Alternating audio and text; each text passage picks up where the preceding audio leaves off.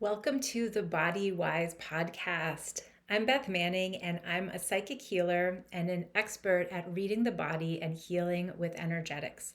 In this podcast, we go beyond the physical to explore how to work with your emotions, beliefs, energy, and spiritual connection so you can heal your body, align with the highest version of who you are, and step into a more fulfilling, purpose driven life. So, I'd like to take a minute to look back at 2024 and also look forward at 2025 and some of the energy that is emerging for 2025 and kind of how to bridge the gap between the two. So 2024 was a year of learning who we are in terms of our power. It was a year that no doubt challenged you to stand in your power over and over again. I know for me, it was constantly getting out of my comfort zone. And that's what so much of this year was about. It was about slowly whittling down all the things in your life that no longer align with who you are to be your most powerful and to really stand in your power. So there were no doubt a lot of situations, people, challenging circumstances, even some deaths that we had to endure in order to really see what we're made of, in order to really see who we are. So this year had a lot of promise in terms of manifestations and stepping into bigger levels of power. And you might have experienced that. You might have experienced all the ways in which you're feeling kind of limited or ready to grow or things that you would like to step into. This year was really showing you so much about yourself. It was really showing you who you are, what you're capable of, where you're capable of going. And it kept challenging you again and again and again to step up and to step into that version of yourself. So for many people, this might have been a year of having health issues, having a diagnosis, a chronic pain, or even just feeling exhausted. And that's what will happen is, I know it can sound like, yes, I get to stand in my power. This is going to be amazing. I can't wait to do it. But in order to grow, we have to experience the catalysts that force us to grow. And often the catalysts that force us to grow are health issues, a loss in our life, having major changes, or having major things leaving our life, relationships ending, major change in career, different dynamics shifting. Because those are the things when the ground beneath our feet really starts to shake, that we have to start to find our own standing. We have to find our footing and find our power. So it's often through discomfort that we grow. We don't usually grow during times when we feel comfortable. So as we move into 2025, I really see it as a year where there's going to be a lot more completion. There's going to be a lot more things coming to a close, coming to their final ending, coming to the genesis of whatever a relationship was. If there's growth in that relationship, if things are parting, going separate ways. So there's so much room for that next level of power, and that mastering ourselves is a lot of the energy of next year. So if you feel a little defeated or you feel a little disappointed with this year because you haven't necessarily stood up on that stage and been your most powerful self, or had the guts to quit your job or to make a major life change, or to really step into your purpose, there is still time. You haven't missed any window of opportunity, I promise you. I want you to kind of think about this past year was like training for the Olympics, right? It was like all the sweat, all the heartache, all the pulled muscles, all the injuries, all the times when you said, do I really want to do this? Is it worth it? Maybe it's not.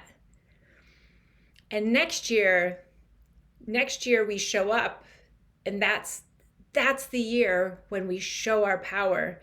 That's the year when we step in. That's the year when we say, wow, I've grown in all these ways. I finally feel ready to do this. So there's so much potential in 2025. And I want to remind you too that we don't necessarily just do healing and all this interpersonal work. And when I say healing, it's like, it's not necessarily signing up for a healing program and saying, I'm doing healing in this amount of time. Like, we were doing so much healing this year. The universe was forcing healing upon us this year in the form of things that we had to look at within ourselves that were keeping us down, that were keeping us out of our power from fully expressing who we were. So we don't just heal when we're in pain. We also heal when we say to the universe, I want to step into my purpose. I want to finally start my own business. I want to move to this new place. I want to write a book. I want to, whatever it is.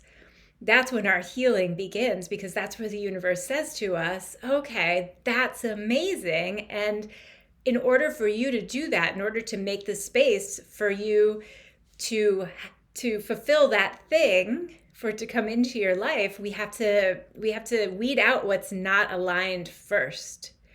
So that's where the healing comes in. That's where a lot of this work to create the capacity to actually have what you desire comes into play. So we've all been challenged to heal in different ways this year. And so much of it is so that we can open up that space, open up that capacity to actually inhabit what we want next year, to stand in that place where we want to be standing and really continue to grow from there. And one of the words and one of the messages in terms of healing for next year is embodiment. And embodiment is an interesting thing, because to me embodiment is like the pinnacle of the pyramid of healing.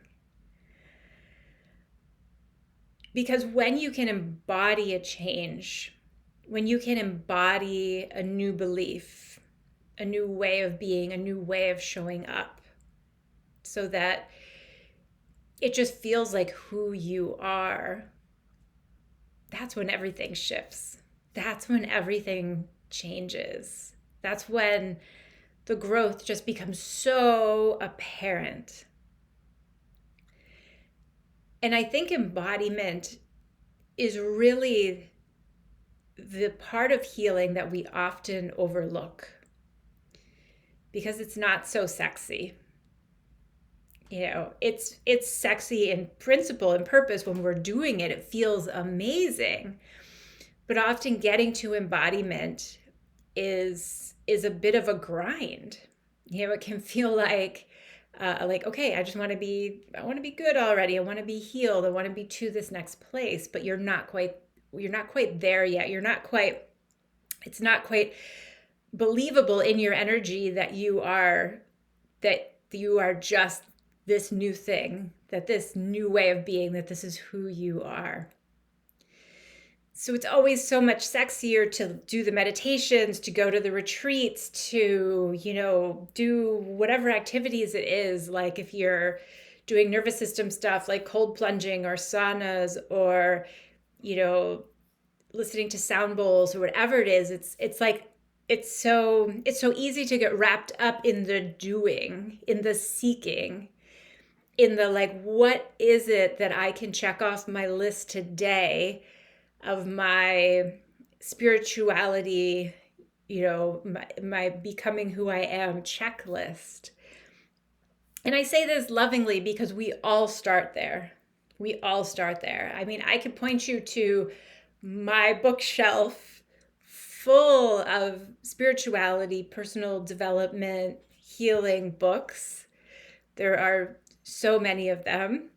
All the podcasts that I listen to, all the spiritual teachers, the meditations, everything. And I think all of that is great. It's great to start there. It's great to start sampling, to start seeing, where you want to go, what direction you want to work in, what lights you up. But embodiment implies that there was commitment along the way. That there was commitment to mastering something.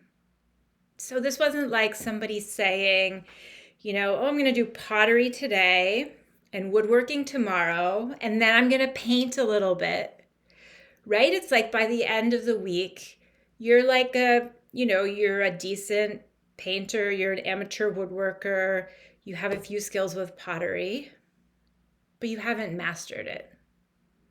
You haven't embodied it. And when we embody something is when we have the power to really work with it in our energy, in our mind, because it just becomes part of us. It's like if somebody woke you up in the middle of the night, it would just be the natural response. It's who you are. And 2025 is not about dabbling. It's about embodying. It's about embodying your power. It's about embodying who you are. So I invite you, if you feel like you've been dabbling, if you feel like you've been maybe playing with the next stage of your life, what is it? Where am I going? What does that look like? And a lot of fear and things can keep you held back. They can keep you just sampling and enjoying the dopamine hit of this, and then a little column A, a little column B. But 2025, we're starting to become masters. And masters can dabble a little bit, but then they choose a path. And that's what I would love for you to start thinking about as you're looking at 2025, as you're looking back on 2024. I invite you to do lots of reflection. What did you learn about yourself? Who are you? What healing did you go through? What realizations did you have? What things tried to break you in half, but you didn't let them, right? What emerged instead? And I want you to just reflect on all of this stuff.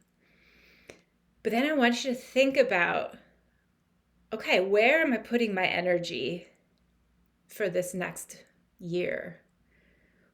What do I want to master? And that could be finally committing to some deeper healing. It could be finally saying, okay, enough of this. Like, I know that this is the career that I want to do, or it's time to start my business. And it's understanding that the road to embodiment, the road to mastery it's going to have roadblocks. It's going to have places that you feel like, was this a mistake? Did I choose wrong? That's all going to be part of it. But the thing with embodiment is that we keep coming back to the same beliefs about ourselves, the same truths that we hold, the same interrupters that we do when we start to get into those familiar patterns. We start to return back to the things that bring us back to ourself. And we return to things even if they feel hard, or even on the days that they feel so boring. The days as an online business person that Okay, I have to post again. Okay, I have to answer these questions again. Okay, you know, that's the road to embodiment. Embodying your skills, embodying your gifts. It's practice. It's showing up again and again and again, and really committing to what you're committed to. So it might even be a part of yourself that you want to really embrace in the new year. Maybe it's patience. Maybe it's setting firmer boundaries. Maybe it's making time in your schedule for vacations or trips or things just for you. So, starting to really embody the beliefs, the emotions, the ways that you view yourself that really support that embodiment process. And understanding that whatever it is, you're going to have to practice. It's going to take that practice, it's going to take that repetition. And this is where the beauty of 2024, all that training has made it possible to start to see who you really are and how you can start to show up for yourself in a brand new way. So all this is so exciting because it's putting so much of the healing, so much of what you've been experiencing, realizing about yourself, uncovering, it's putting so much of this into practice now. It's like it's time to show up. It's time to really embody who you are and really start to show the world who you are as you embody those new beliefs, those new practices, those new ways of being. And that's what 2025 is really asking of you. Maybe you have a new health practice and it's time to really commit to it, right? This is a year of commitment. It's a completion year. So much is coming to a close. It's a 9-year, right? We've ended that cycle. We're about to start a new one. And it's a year of even discovering more and more and more about yourself. And as you start to embody, you start to really whittle down that understanding and that growth of who you are. So I invite you to reflect on 2024. Really get good and honest with yourself about what you've learned, about what you're still carrying, about what needs to go. We still have a couple of weeks left. Even if you're hearing this and it's 2025, it's not too late to say, okay, what needs to be shed? We're moving into the year of the snake. It's all about shedding, right? Shedding quickly, adapting, and moving is what a lot of next year is going to be about. So how can you lighten your load now? What can you start to release from your life, from your energy, from your belief system? What can you release now so that when things start to move a little bit quicker next year, you're not encumbered by all of this extra weight, by all of these extra burdens that you have to start to work through as the energy of next year is picking up rather quickly. So that's where I invite you to start. I invite you to really think about this vision of yourself for 2025. What is it? What does it look like? What does it feel like? Who are you? What are you stepping into? And what does that feel like? And I invite you to dream and to see what comes forward for you. And I'm so excited for you for 2025 to step into this energy. And I thank you so much for listening to this podcast, for supporting this podcast. I would love for you to share this with a friend. I would love for you to give it a starred rating or a review. It helps other people find it. And thank you also to everyone for checking it out on YouTube as well. I'll put the link for that below, as well as some other ways that you can get in touch with me if you're interested in working with me. I do a lot of one-on-one healing work. I do 3-month programs or something more customized for you. And I also have some freebies, some free jump starts, a healing jump start that I have. So some ways to really get into my world and start to experience what it's like to heal the emotional, the mental, the physical, the spiritual, and the energetic levels, and to really get a taste of that in the way that I work. So if you have any questions, I invite you to reach out at any time. I'll include my contact information. And thank you so much for watching today, and I'll see you next year.